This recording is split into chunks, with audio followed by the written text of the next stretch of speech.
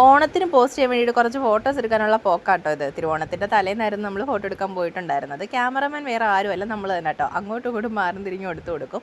ഞാൻ സെറ്റ് സാരി ആട്ടോ കൊടുത്തിട്ടുണ്ടായിരുന്നത്. അതിൻ്റെ ഷോ ആണ് നിങ്ങളിപ്പോൾ കണ്ടുകൊണ്ടിരിക്കുന്നത്.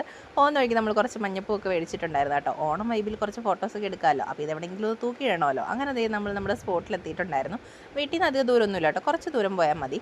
ഒരു കാട് ഏരിയ ഒക്കെ വേണമെന്ന് ആഗ്രഹം ഉണ്ടായിരുന്നു, കാരണം ഇതെവിടെയെങ്കിലും തൂക്കിയിട്ട് കുറച്ച് ഫോട്ടോസ് എടുക്കണമല്ലോ. അവിടെ തന്നെ ഒരു വീട്ടിൽ ഊഞ്ഞാലും ഉണ്ടായിരുന്നു കേട്ടോ. അപ്പോൾ നമുക്ക് പറ്റിയ വൈബായിരുന്നു അവിടെ. മനസ്സ് വിചാരിച്ച പോലെ തന്നെ നല്ല കുറച്ച് ഫോട്ടോസും കിട്ടിയിട്ടുണ്ടായിരുന്നു കേട്ടോ. ഇതിന് തൊട്ട് പുറകിലായിട്ട് കടൽ വരുന്നുണ്ട്. അപ്പോൾ നമ്മൾ അവിടെയും പോയി നല്ല കുറേ ഫോട്ടോസ് എടുത്തിട്ടുണ്ടായിരുന്നു.